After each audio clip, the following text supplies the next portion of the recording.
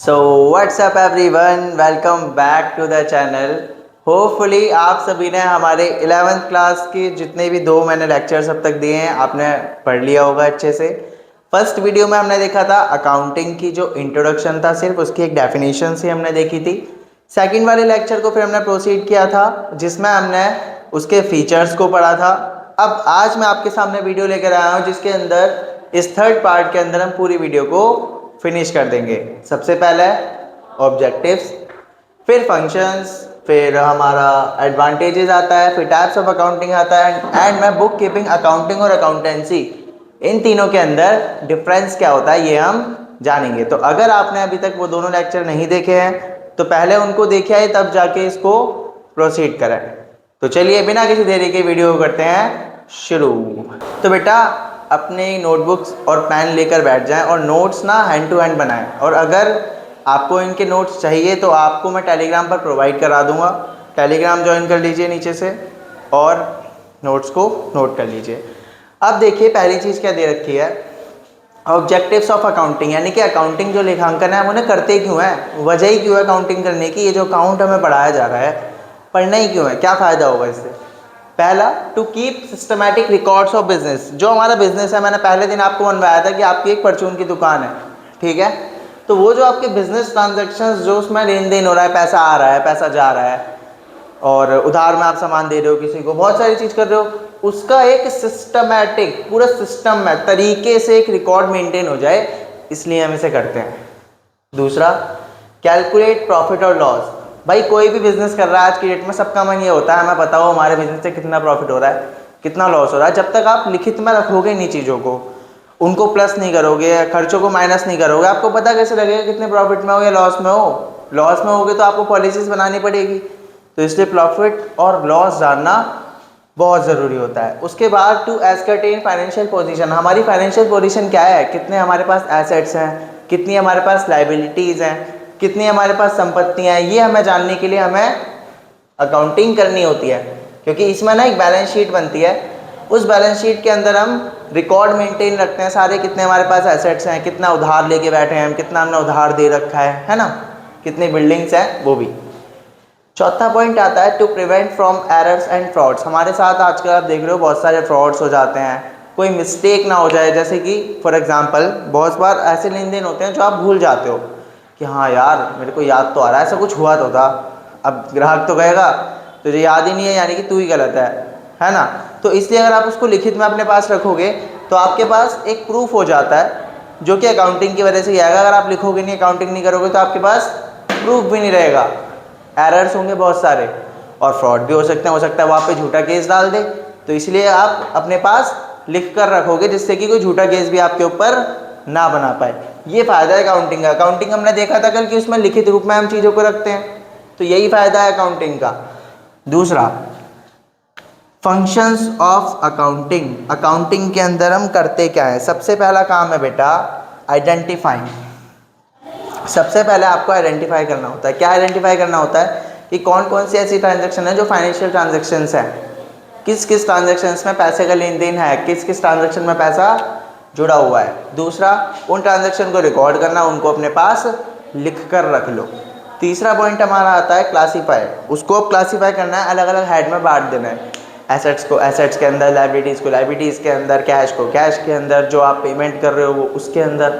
हर किसी चीज़ की पेमेंट को अलग अलग आप बांट दीजिए। और अगर मैं एग्जांपल दूँ, जैसे बहुत सारे लेन देन होते हैं, बताया भी था ये फर्स्ट वीडियो में ही बताया था कि दिन में बहुत सारे ट्रांजैक्शंस होते हैं, उनको अलग अलग क्लासीफाई करना होता है, सेल्स के अलग, परचेज के अलग, है ना, वो सब। चौथा आता है बेटा समराइजिंग। उनके टोटल को नीचे रख लेना लिख कर कि भाई ये हमने सारी ट्रांजैक्शन लिख दी, ये इसका टोटल बन रहा है, वो हमने टोटल अपना लिख दिया, ठीक है। दूसरा एनालाइजिंग। उस टोटल से हमें एनालाइज करना है कि हम प्रॉफिट में है, लॉस में है, क्या चल रहा है। कम्युनिकेट कर देना उसके बाद फाइनेंशियल के जो यूज़र्स हैं, बता रखे हैं कौन कौन है, उनको ये बात बता देना। अच्छा दोबारा बता देता हूँ, यूज़र्स कौन होते हैं हमारे फाइनेंशियल डाटा के। फाइनेंशियल डाटा के यूज़र्स दो होते हैं, एक तो इंटीरियर, एक्सटीरियर। इंटीरियर में कौन कौन आता है, हमारे बिजनेस के अंदर के लोग, एम्प्लॉयज़ हो गए, बिजनेस का ओनर हो गया, ये सब। एक्सटीरियर में कौन कौन आता है हमारी फाइनेंशियल डाटा को यूज़। फाइनेंशियल डाटा का मतलब है एसेट्स, लाइबिलिटीज़, प्रॉफिट लॉस, इन सबको देखने वाला। और बाहर के लोग आते हैं बेटा, इसमें बैंक आता है। बैंक क्यों आता है? बैंक इसलिए आता है क्योंकि आपको अगर लोन लेना होता है तो आप क्या करते हो, पहले लोन वालों को, बैंक वालों को अपनी डिटेल्स दिखाते हो, भाई ये हमारा प्रॉफिट है, ये हमारा लॉस है, इसके हिसाब से कितना आप इंटरेस्ट लगाओगे, जितना अच्छा होगा उतना इंटरेस्ट कम देना होगा आपको, है ना, वो सब। और लोन भी तभी मिलेगा जब आप प्रॉफिट में होगे, सीधी सी बात है। और इन्वेस्टर्स होते हैं इसमें, क्योंकि आपकी कंट्री में इन्वेस्ट करेंगे, तो ये सब वो यूज़र्स होते हैं, गवर्नमेंट भी होती है। उसके बाद हमें ये चीज़ उन लोगों को बतानी होती है प्रॉफिट या लॉस के बारे में, ठीक है। नेक्स्ट टॉपिक आता है बेटा हमारा एडवांटेजेस। अब फ़ायदा क्या है, हम अकाउंटिंग करें क्यों, क्यों करना है भाई, चीज़ घुमा फिरा के फिर से कि प्रॉफिट या लॉस हमें पता लग जाए, इसलिए करना है। हेल्प्स इन मेंटेन रिकॉर्ड्स, कोई भी ट्रांजेक्शन हुई है उन सबको हमने लिख रखा होगा, हमारे पास रिकॉर्ड मेंटेन होंगे, हम किस तरीके से अपने काम को कर रहे हैं, ये फ़ायदा होता है। तीसरा, डिसीजन मेकिंग में फ़ायदा होता है। अगर आप लॉस में हो या फिर अगर आप कुछ गलती कर रहे हो तो आपको पता लग जाता है कि हाँ ये गलती है, और आप अच्छे डिसीजन ले पाते हो कि भाई लॉस हो रहा है, क्यों हो रहा है, ये पता लगा लोगे, डिसीजन अच्छे ले लोगे तो आपकी कंपनी ग्रो करेगी। Evidence in legal matters. अब देखिए ये पॉइंट है, बहुत बार क्या होगा, आपके ऊपर इल्ज़ाम लगा दिया जाएगा कि आपसे ये सामान ले गया था और इस तारीख को ले गया था, ख़राब था, और आपको अच्छे से पता है कि वो आपसे सामान लेके नहीं गया। तो आप क्या करोगे, अगर आप सबके रिकॉर्ड मेंटेन रखोगे, अकाउंटिंग अच्छे से करोगे, तो जब आपका केस ये कोर्ट वगैरह में पहुंचेगा तो आपके पास एक एविडेंस होगा कि भाई मैं सही हूँ, मेरे से कोई सामान नहीं लिया है, मैं तो सब रिकॉर्ड रखता हूँ, अगर लिया होता तो इसका भी रिकॉर्ड लिखता, इसको मैंने दिया ही नहीं है। तो एज ए एविडेंस आपका ये काम करता है, जिससे आप केसेस में बच जाते हो, वरना आपको बहुत सारे फाइन्स वगैरह पे करने पड़ते हैं एज अ ओनर। उसके बाद 3 टॉपिक आते हैं हमारे, बुक कीपिंग, अकाउंटिंग और अकाउंटेंसी। ये होता क्या है? बुक कीपिंग का मतलब क्या होता है बेटा, आस पड़ोस की परचून की दुकान छोटी मोटी, वो क्या करती है, अपने पास लिख कर रख लेते हैं कि हम उधार सामान ला रहे हैं, ना नाम लिख दिया, बहुत छोटी छोटी अकाउंटिंग करते हैं। वो क्या करते हैं, वो ना तो क्लासीफाई करते, ना समराइज करते, वो क्या है, सिर्फ रिकॉर्ड करना है। बुक कीपिंग का मतलब है कि आप एक खाता बनाते हुए चल रहे हो, बस एक ही पेज पे सबका लिख दिया कि इसका इतना उधार है, इससे इतना सामान लिया है, सब कुछ इसी पे चल रहा है, कोई प्रॉफिट लॉस से कोई ज़्यादा मतलब नहीं है। अकाउंटिंग का मतलब ये होता है कि आप रिकॉर्ड भी कर रहे हो, उसको क्लासीफाई भी कर रहे हो अलग अलग हेड्स में, समराइज भी कर रहे हो, टोटल भी कर रहे हो, और फिर प्रॉफिट और लॉस का पता भी लगा रहे हो, ठीक है। लास्ट टॉपिक आता है अकाउंटेंसी। अकाउंटेंसी का मतलब पहली ही वीडियो में समझा चुका हूँ। अकाउंटेंसी का मतलब होता है जो भी आपको पढ़ाया जाएगा, यानी कि अकाउंटिंग किस तरीके से करनी है वो अकाउंटेंसी के अंदर बताया जाता है। तो अकाउंटेंसी क्या है, एक बुक का नाम है कि भैया इसमें रूल्स एंड रेगुलेशंस बताए जाएंगे अकाउंटिंग करने के। अकाउंट्स नहीं है आपकी बुक का नाम, अकाउंटेंसी है, ये याद रखना, ठीक है। अब आता है बेटा चैप्टर की लास्ट चीज, टाइप्स ऑफ अकाउंटिंग। अब टाइप्स ऑफ अकाउंटिंग देखो, आपके जो आपको पढ़ाई जा रही है वो है फाइनेंशियल अकाउंटिंग, फाइनेंस से रिलेटेड है, प्रॉफिट और लॉस से रिलेटेड, ये सब आपको पढ़ाया जा रहा है। इसी के अंदर दूसरी अकाउंटिंग आती है कॉस्ट अकाउंटिंग। कॉस्ट अकाउंटिंग क्या होती है, जो हमारी कंपनियां बड़ी बड़ी होती हैं, वहाँ सामान बनते हैं, और सामान बन रहे हैं तो उसमें लागत भी आती है, कॉस्ट आती है, तो उस कॉस्ट को कम करने के लिए, ज़्यादा करने के लिए उनका भी तो हिसाब किताब रखना है, उसी को बोला जाता है कॉस्ट अकाउंटिंग। तीसरा आता है मैनेजमेंट अकाउंटिंग। ये मैनेजर्स देखते हैं, मैनेजमेंट का काम होता है कि हमारी कंपनी में मैनेजमेंट किस हिसाब से चल रहा है उसका लेखांकन करना, ये सब मैनेजमेंट अकाउंटिंग के अंदर आता है। और लास्ट आता है हमारा टैक्स अकाउंटिंग, कितनी टैक्स आपको गवर्नमेंट को पे करनी है उसका हिसाब किताब रखने को टैक्स अकाउंटिंग कहते हैं। फाइनेंशियल यूजर्स कौन कौन होते हैं मेरे, मैं इसके बारे में आपको बता चुका हूँ। एक इंटीरियर,